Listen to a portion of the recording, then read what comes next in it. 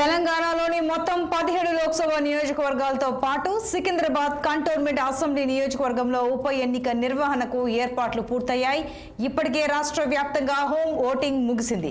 Home voting కు దరఖాస్తు చేసుకున్న 23,247 మంది దివ్యాంగులతో పాటు 85 సంవత్సరాల వయసు పైబడిన వారికి ఇంటి వద్దే ఓటు హక్కు వినియోగించుకునే అవకాశాన్ని కల్పించడంతో 21,651 మంది తమ ఓటు హక్కును వినియోగించుకున్నారు. ఉద్యోగులకు పోస్టల్ బ్యాలెట్ కి 22 లక్షల మంది దరఖాస్తు చేసుకోగా వారిలో 17,600,000 మంది ఓటు వేశారు. ఎలక్షన్ డ్యూటీ సర్టిఫికేట్ ద్వారా 35,000 మంది ఉద్యోగులు పోలింగ్ రోజున ఓటు వేయనున్నారు. రాష్ట్ర వ్యాప్తంగా ఉన్న మొత్తం పోలింగ్ కేంద్రాలలో సగం పోలింగ్ కేంద్రాల్లో వెబ్ కాస్టింగ్ కెమెరాలు ఏర్పాటు చేస్తున్నారు.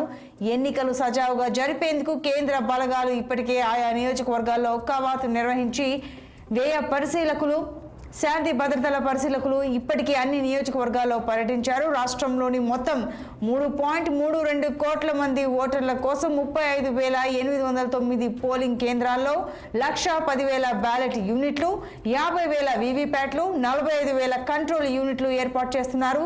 17 లోక్సభ నియోజకవర్గాల్లో 50 మంది మహిళలు సహా మొత్తం 525 మంది అభ్యర్థులు బరిలో ఉన్నారు. పోలింగ్ సిబ్బంది అందుకు కావాల్సిన అన్ని ఏర్పాట్లు పూర్తి చేసి డిస్ట్రిబ్యూషన్ కేంద్రాల వద్ద పోలీస్ పహారా కొనసాగుతోంది. పోలింగ్ కేంద్రాల వద్ద కూడా అన్ని ఏర్పాట్లు పూర్తయ్యాయి. ఓటింగ్ శాతం పెరిగేందుకు ఎన్నికల కమిషన్ ప్రత్యేక ఏర్పాట్లు చేసింది.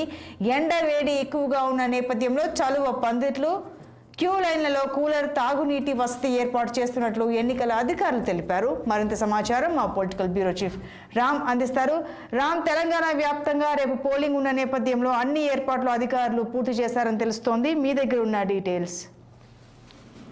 సంతోషి, ఏదైతే రేపు తెలంగాణలో 17 లోక్సభ స్థానాలకి సికింద్రాబాద్ కంటోన్మెంట్ అసెంబ్లీ స్థానానికి ఉప ఎన్నిక ఓటుతో పాటు మొత్తం 17 లోక్సభ స్థానాలు, ఒక అసెంబ్లీ స్థానానికి ఎన్నికలు జరగనున్నాయి. ఎన్నికలను పకడ్బందీగా జరిపేందుకు రాష్ట్ర ఎన్నికల కమిషనర్ వికాస్ రాజు అన్ని ఏర్పాటు చేశామని చెప్తున్నారు. నిన్న సాయంత్రం 6 గంటలకి ఎన్నికల ప్రచారం ముగిసిన నేపథ్యంలో రాష్ట్ర వ్యాప్తంగా 144 సెక్షన్ అమల్లోకి వస్తుందని కూడా చెప్పడం జరిగింది. నిబంధనలు ఉల్లంఘిస్తే కఠిన చర్యలు ఉంటాయి.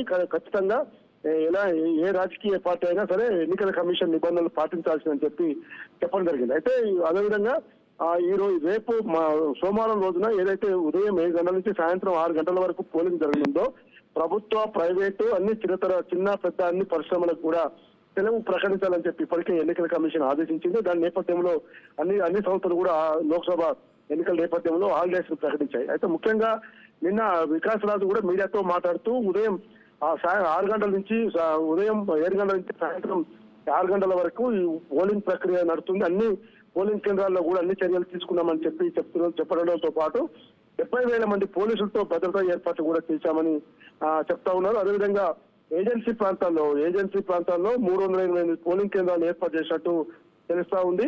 దాదాపు 3 లక్షల మంది సిబ్బంది ఈ ఎన్నికల పోలింగ్ ప్రక్రియలో పాల్గొంటారని చెప్తుండడం జరిగింది. ప్రతి 2 గంటలకు ఒకసారి పోలింగ్ అప్డేట్స్ ఇస్తాము. మొత్తం పూర్తి సంబంధించిన ఎన్ని ఓట్లు పోలయ్యాయి, ఏ విధంగా ఏ నియోజకవర్గంలో బూతుల వారిగా అవన్నీ కూడా మొత్తం పూర్తి వివరాలు 14వ తేదీన చెప్తామని కూడా చెప్పడం జరిగింది. 3 అంచెల పర్యవేక్షణతో పాటు వెబ్ కాస్టింగ్ ద్వారా కూడా మొత్తం పోలీసుల పర్యవేక్షణలో ఎన్నికలు జరిగేందుకు రాష్ట్రంలో కొన్ని సమస్యాత్మక పోలింగ్ కేంద్రాల సంఖ్య కూడా గుర్తించడం తెలుస్తాం. దాదాపు 9,000కి పైగా ఈ సమస్యాత్మక కేంద్రాలు ఉన్నట్టు తెలుస్తా ఉంది.